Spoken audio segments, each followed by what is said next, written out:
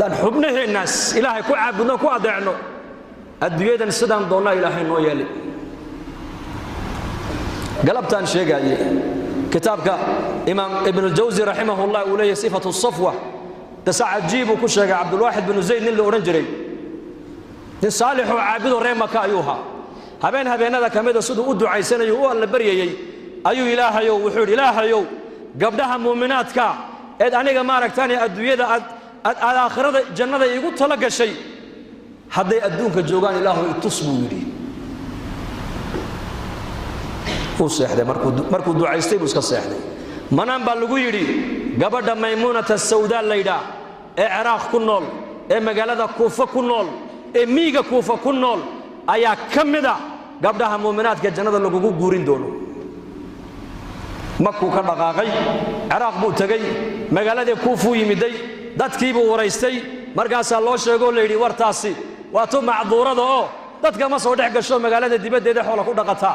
waa iyada waxa rabay ii tilmaama halka mar uu tag baa lagu yiri wuxuu yimiday iyadoo ari badan dhex joogta arigeegii iyo waraabuhuna isla daaqayaan isla cunayaan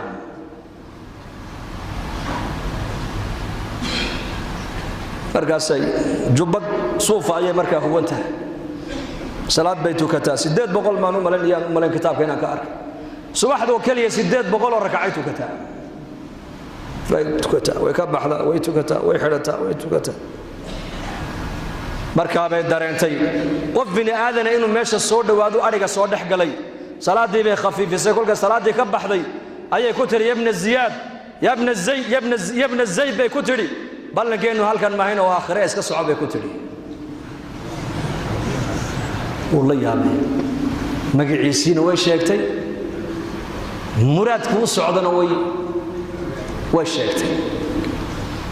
arigeegiina uu eegaayo waraabihiba iska dhex socdo oo la cabayo oo la daaqayo oo dhex jooga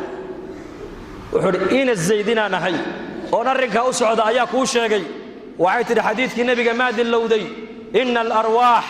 junudun mujannada fama ta'arafa minha i'talafa wama tanakara minha ikhtalafa xadiiskii nabi maxamed uu yiri arwaahda bini aadanku waa askar ilaahay oo isku xidhan weeyaan عالم الأرواح بان وذا جوجيني لبدي روحي هلك سر اسكو تقاني أدونكنا ويسقرنا ويسقرنا ويسفهمي حدي هلك اسكو صوت دينا أدويدنا ويسديدي أرواح لنا استقاني السلامة بكتري بلنكيننا وآخره سؤال كلامك ويدي بكتري السؤال هذا كان السؤال قابي